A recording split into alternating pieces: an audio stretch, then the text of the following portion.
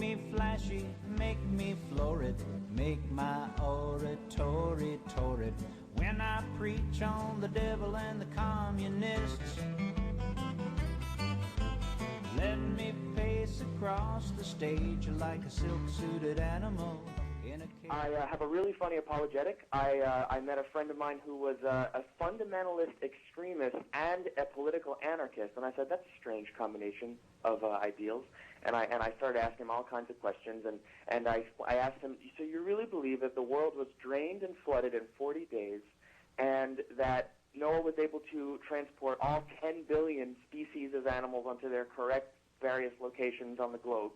And to me, well, perhaps God used a vortex or black hole type device to put all of the animals inside the ark. Oh, that's awesome! So there's an invisible black hole or vortex between Mount Ararat it's like the and Dungeons and Australia. Dragons, the bag of holding, where you can just a little bag that you can just keep stuffing a million things into.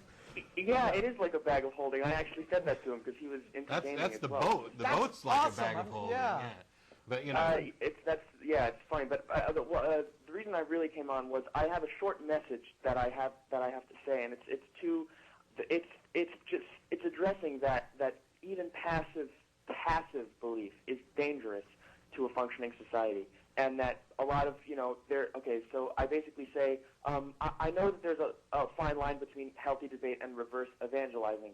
I know that it's difficult to hold the mantle of live and let live when we refuse to just ignore believers who commit unconstitutional and sometimes borderline treasonous acts on behalf of their faith.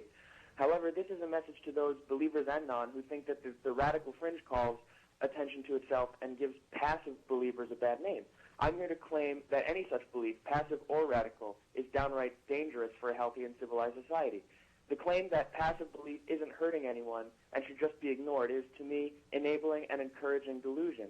I know the D word is instantly offensive to a Christian, but I am using it in its dictionary definition to describe a phenomena. Quote, a false, persistent belief maintained in spite of evidence to the contrary. No, I'm not claiming that there is evidence to disprove God, but there is another type of evidence that we frivolously take for granted and that we see proven to us all the time, the presence of gravity and the absence of vampires. A normal, skeptical human mind cannot conclude anything with absolute certainty. This closes the mind off to being wrong. Being wrong is the single most important thing, not only for our growth, but for our survival. Without accepting that we were once wrong to stick our fingers in a light socket as a toddler is why we're still around. We also, hopefully, had a loving and rational parent to reinforce the correction. This micro-society, the household, represents a healthy and functional environment. Both parent and toddler can safely conclude that it is unsafe to stick their finger in the light socket, even without the knowledge of an electrician, because there is still evidence based on observation and experience.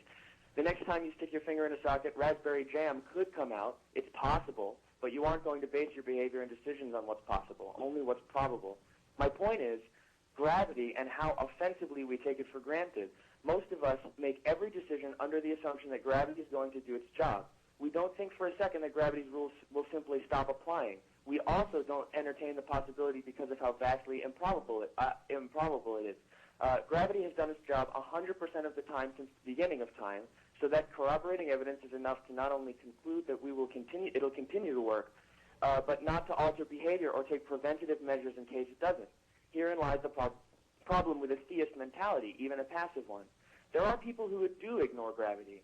There are people who hurl themselves off of buildings because they're convinced beyond any doubt that the great blue unicorn will fly them away to Candy Mountain.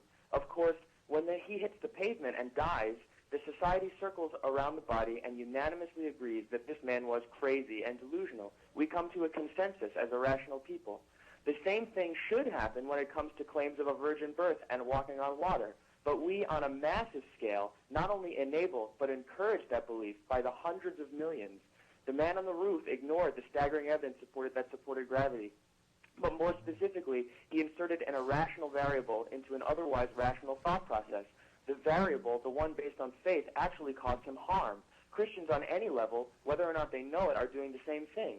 It is possible that the claims in the Bible are true, just as possible as it is that a vampire will bite you in your sleep. If both beliefs are faith-based and both ignore clear evidence of things like gravity and physics with no evidence, neither argument is any more or less valid than the other.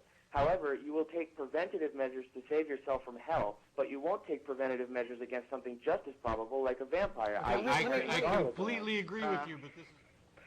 All right, so I just want to make a response to what the last caller was saying, and then I can get into my point.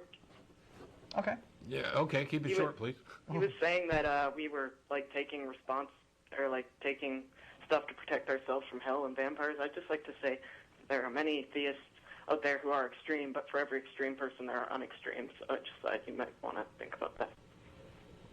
Oh, okay. Well, yeah. I mean, we know that not every believer in whatever ideology they believe is a radical. We know we're aware of that.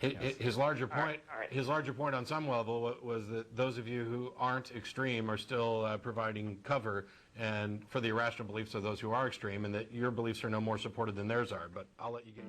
Make me flashy, make me florid, make my oratory